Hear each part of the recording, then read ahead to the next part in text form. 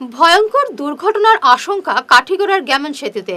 কিছুদিন পূর্বে এই সেতুর রেলিং ভেঙে নদীতে পড়ে গেলেও বিভাগীয় কর্তাদের ঘুম ভাঙেনি। বর্তমানে সেতুটির ভয়াবহ অবস্থা। গাড়ি পার হওয়ার সময় ঝুলতে থাকে সেতুটি। পুরো সেতুতে গর্তের মিছিল। যে কোনো সময় সেতুটির কোনো অংশ তলিয়ে যাওয়ার আশঙ্কা করছেন স্থানীয়রা। আজ এ নিয়ে এলাকার জনগণ জেলাশাসক এবং বিভাগীয় দায়িত্বপ্রাপ্ত আধিকারিকের স্মারকপত্র দিয়ে সেতুটি শীঘ্রই সংস্কারের দাবি জানিয়েছেন।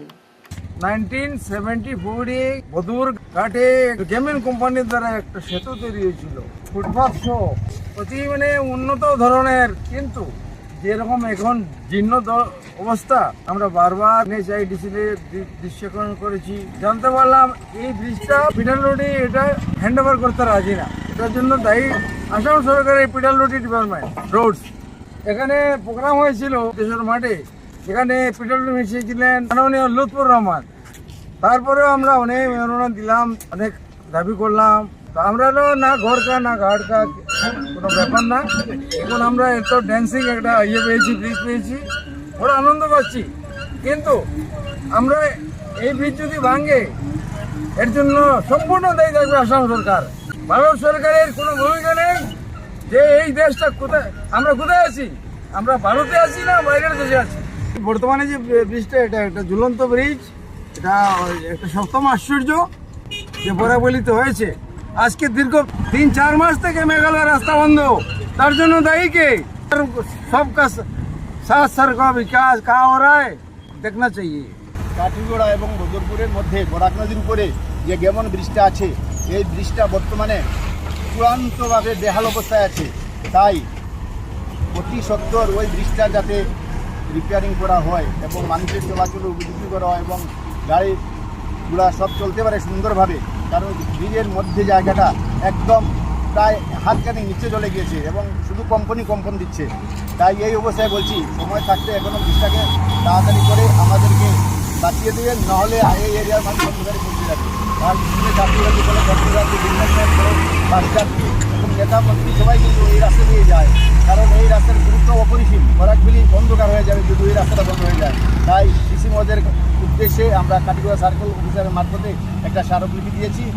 আশা করি তিনি ওই বিষয়টি গুরুত্ব দিয়ে এটার কাজ অতি শীঘ্রই শুরু করবেন। কাঠিগড়া চৌরঙ্গীর যে বদরপুরের যে যাওয়ার যে রাস্তার উপরে একটা ব্রিজ আছে, এই ব্রিজের অবস্থা খুব খারাপ।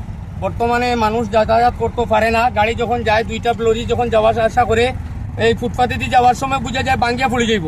এই ধরনের ব্রিজ যে অবস্থা। আমার বদরপুরে বহুত বড় একটা স্কুল আছে, NC কলেজ, আবার শিলচর যাওয়া লাগে মেডিকেল। এই ব্রিজটা হইল কি আমরা সম্ভব, বর্তমানে যে পরিস্থিতি আছে 99% ব্রিজ ভাঙিয়ে যাওয়ার সম্ভাবনা বেশি।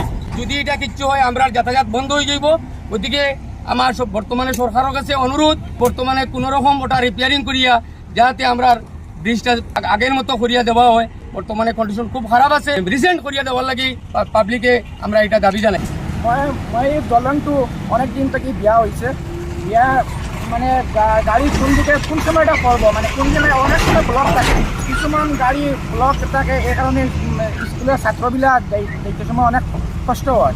যেমন দিলে আমরা এইদিকে ন্যাশনাল হাইওয়ে দিকে যা আপনার ত্রিপুরা, মিজোরাম, হাইলাকান্দি, করিমগঞ্জ, শিলচর সব এই রাস্তা দিকে যায়। আর এই রাস্তাটা অনেক বিয়ে হয়েছে, কেন ওভারলোডের কারণে। আমরা যেমন পাথর আছে, আরও কিছু গাড়ি আছে দেখা যায়, মানে এই রাস্তা দিকে যায়। যখন দলঙ্গের উপরে এই রাস্তার উপরে উঠে, তখন মানে ভিতরে ভয় লাগে, মানে এই পুলিশে যাইতে সময় ভয় লাগে, কোন সময় মানে এটা ভাঙিয়ে পড়ছে। যে কোনো সময় একটা বড় ধরনের অ্যাক্সিডেন্ট হইতে পারে, মানে দলংটা এক পাট খুলিয়ে পড়ে দিব। তাহলে আমরা মাননীয় ডক্টর হিমন্ত বিশ্ব শর্মার কাছে অনুরোধ, অতি সোনকালে আমরা এই পুলটা মেরামতি করিয়া দেওয়ার জন্য। এতিয়া আমালোক আছোঁ বৰাক ব্ৰিজৰ ওপৰত। তো বহুত বেয়া অৱস্থা আছে। আপুনি দেখিব পাৰিছে যে এইটো ইমান খাৰাপ হৈ আছে। মই আশাবাদী যে দুৰ্গা পূজাৰ আগত এই ৰাস্তাটো চৰকাৰ ভাল কৰিব লাগে।